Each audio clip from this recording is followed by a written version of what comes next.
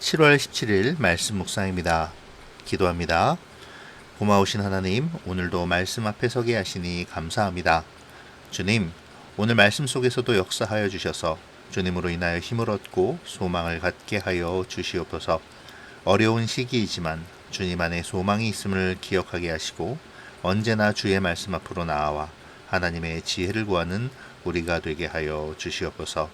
오늘도 말씀 속에서 역사하여 주실 줄 믿사오며 예수님의 이름으로 기도합니다. 아멘. 오늘 묵상할 말씀은 사도행전 7장 17절로 29절입니다.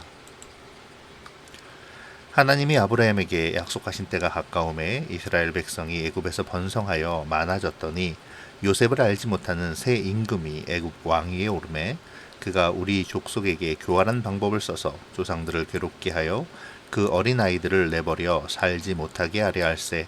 그때에 모세가 났는데 하나님 보시기에 아름다운지라 그의 아버지의 집에서 석 달 동안 길리더니 버려진 후에 바로의 딸이 그를 데려다가 자기 아들로 기르매 모세가 애굽 사람의 모든 지혜를 배워 그의 말과 하는 일들이 능하더라. 나이가 40이 되매 그 형제 이스라엘 자손을 돌볼 생각이 나더니 한 사람이 원통한 일 당함을 보고 보호하여 압제받는 자를 위하여 원수를 갚아 애굽 사람을 쳐 죽이니라. 그는 그의 형제들이 하나님께서 자기의 손을 통하여 구원해 주시는 것을 깨달으리라고 생각하였으나 그들이 깨닫지 못하였더라.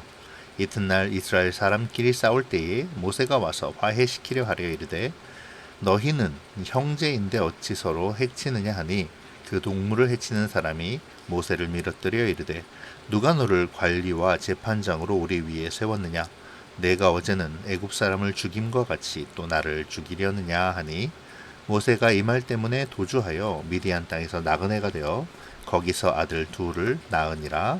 아멘. 변론자들의 험악한 방해 작업에 대하여 스데반은 공회 앞에서 자신의 신앙을 밝히는 설교를 하는데요.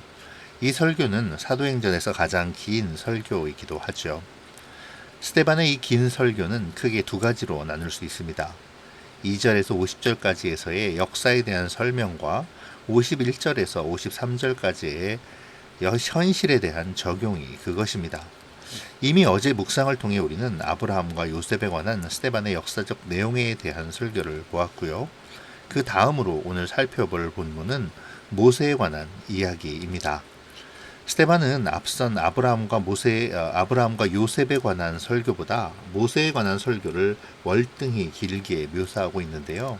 이는 스데반이 다른 어떤 것보다 모세의 이야기에 더 강조점을 두려고 하는 것으로 유대인들의 완악함에 대한 역사적인 배경을 통해 그들이 성령을 거스르고 있음을 선언하고자 하는 것이죠. 오늘 본문에서 스데반은 요셉의 이야기에서 모세의 이야기로 넘어가기 위하여 그 사이를 메울 수 있는 상황을 설명합니다.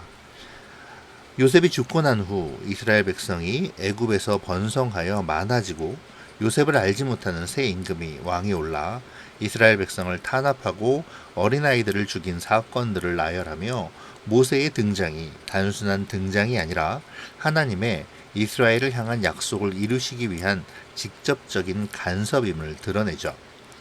일반 사람의 눈으로는 그냥 되어진 역사이지만 스데반의 눈에는 하나님의 계획 속에서 실현되어 가는 하나님의 역사인 것입니다.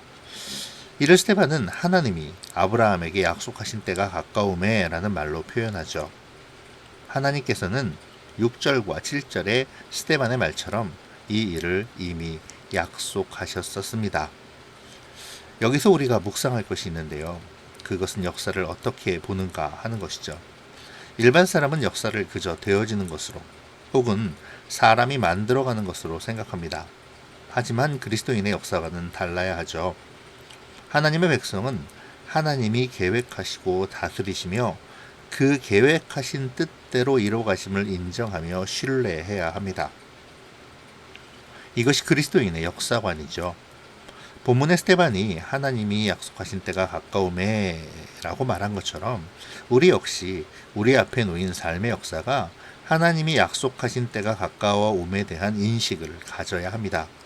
하나님께서 약속하신 때, 하나님께서 약속하신 것, 그 때와 그것을 붙드는 우리가 되어야 하죠. 하나님을 신뢰하며 그 약속의 것, 그리고 그 약속의 때를 소망하여 찾는 우리가 되어야겠습니다. 자, 다시 스데반이 말하는 모세의 때로 우리의 관심을 돌려보죠. 하나님께서 약속하신 시기가 다가왔습니다. 이때 나타난 현상을 스데반은 두 가지로 이야기하는데요. 첫째는 이스라엘 백성이 애굽에서 번성하게 된 것이며, 둘째는 애굽의 새로운 왕이 통치를 시작하게 된 것이라고 말합니다. 스데반이 말하는 이 두 가지의 현상 사이에는 강렬한 긴장 관계가 형성되는데요. 그것은 바로 바로의 탄압으로 이어지는 것이죠. 하나님의 백성의 번영은 악한 자의 마음에 거슬림이 됩니다. 그래서 바로는 이스라엘을 핍박하죠. 그리고 바로의 핍박은 이스라엘의 어린아이를 내어버리게 하는 데에서 그 절정을 이루게 됩니다. 자, 이런 극한 긴장 속에서 하나님이 보시기에 아름다운 모세가 출생한 것이죠. 하나님의 때가 된 것입니다. 하나님께서는 하나님의 역사를 드라마틱하게 이끄시는 경향이 있죠. 이것을 통해 하나님의 백성들의 마음을 더욱 굳건히 하도록 하시고 하나님의 위대하심을 드러내십니다. 사람으로 하여금 자신의 능력으로 될 수 있는 것이 아님을 확실하게 보여주시는 것이죠. 그리고 자신만을 의지할 것을, 겸손히 스스로 겸비하여 기도와 말씀, 예배를 통해 하나님 자신에게로 나아올 것을 깨닫게 하십니다. 후대의 사람들에게 말씀을 통해 그 약속을 성취하시는 것을 바라보게 하시는 것이죠. 그리고 그 따라가는 자들에게 주님을 신뢰하며 믿음으로 삶을 살아갈 것을 가르쳐 주십니다. 그렇기에 우리는 매사에 하나님을 인정해야만 하지요. 강팍하여 목이 곧은 백성처럼 우상을 만들고 숭배하며 하나님을 멸시하고 성령을 거스르는 삶을 살아서는 안 되는 것입니다. 오늘 말씀을 묵상하시면서 이 점을 생각해 보시면 좋겠습니다. 우리가 만약 믿음으로 말미암아 어떤 고초와 어려움을 겪고 있다면 악한 자의 거슬림이 되고 있으므로 하나님의 백성으로서의 합당한 삶을 살고 있다는 증거가 되는 것이기도 합니다. 그러니까 어려움 가운데서 기뻐하며 소망을 가질 수 있는 것이죠.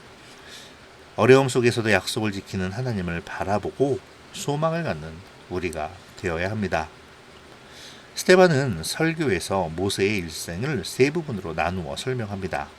이렇게 하기 위해서 스데반은 40년이라는 표현을 사용하는데요. 오늘은 그 세 부분 중 두 부분에 대한 내용입니다. 모세는 첫째 40년 동안 바로의 왕궁에서 살면서 애굽의 학술을 배웠죠. 스데반은 이 기간에 대한 묘사를 간략하게 진술하는데요.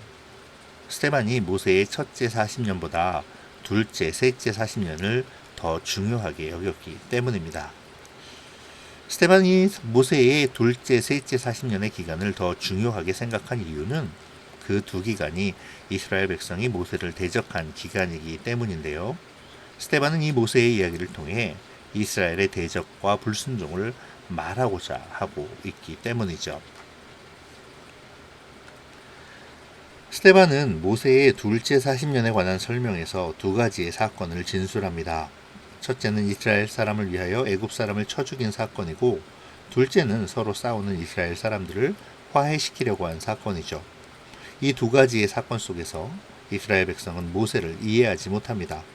심지어 뒤의 사건에서는 이스라엘 사람이 모세를 밀어뜨리며 누가 너를 관원과 재판장으로 우리 위에 세웠느냐고 항의하기까지 하죠.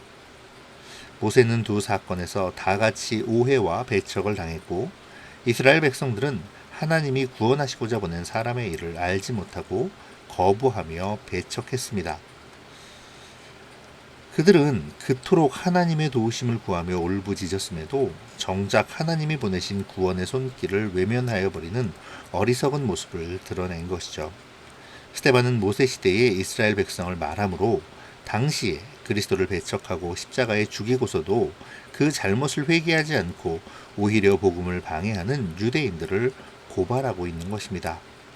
말씀을 듣고 깨달아 회개하고 돌이켜 주께로 돌아오기를 촉구하고 있는 것이죠. 이러한 촉구를 바라보며 우리는 우리를 돌아보아야만 합니다. 하나님의 약속의 성취가 왔음에도 하나님의 소망이 주어지고 있음에도 오히려 그를 밀치며 거부했던 이스라엘의 모습을 보며 스데반의 설교를 들음에도 깨닫지 못하는 완악한 유대인들의 모습을 보며 혹시 우리의 모습은 어떠한지 묵상해 보아야 하죠. 나 역시 목이 고다 둔하고 어리석고 완악한 유대인은 아닌지, 말씀을 들으면서도 또 기도를 하면서도 정작 하나님께서 이루시는 약속의 성취에 동참하기를 거부하고 있지는 않는지 나의 믿음을, 나의 삶을, 나의 영적인 상태를 점검해 보아야 합니다. 오늘 말씀을 묵상하시면서 깊은 묵상을 가져가실 때에 이 점을 생각하시면 좋겠습니다. 우리는 지금 우리 앞에 일어나는 현상을 어떻게 바라보고 있는가? 나는 이 상황 속에서 하나님께서 이루시는 약속의 성취를 바라보며 동참할 수 있는가? 코로나 상황이 악화되어 거리두기 4단계가 적용되므로 우리의 신앙이 다시 시험대에 오르게 되었습니다. 이러한 엄중한 시기에 그리스도인으로서, 하나님의 약속의 사람으로서 나의 신앙의 모습이 어떠해야 하는지 오늘 말씀을 바라보시면서 깊이 묵상하시기를 바랍니다. 기도하겠습니다. 좋으신 하나님, 오늘도 말씀을 허락하심을 감사드립니다. 한치 앞을 내다보기 힘든 우리의 인생길임을 고백합니다. 코로나로 생업은 물론이고 하나님께로 나아와 예배드리기조차 어려운 시기를 또 맞이하게 되었습니다. 하나님, 이러한 어려움 가운데 서 있는 우리를 기억하여 주셔서 오늘 스데반의 설교 말씀처럼 어려움 가운데서도 약속을 잊지 않으시는 하나님을 신뢰하며 소망하게 하시고 믿음으로 주님의 구원을 바라보게 하여 주시옵소서. 사랑의 주님, 정말 힘들고 어려운 시기입니다.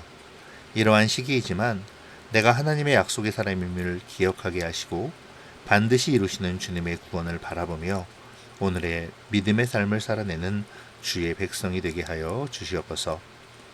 대면이든 비대면이든 예배의 자리를 기억하게 하시고 예배를 통해 주님이 공급하시는 힘과 능력을 얻게 하여 주시옵소서. 늘 우리에게 소망을 주심을 감사드리며 예수님의 이름으로 기도합니다. 아멘.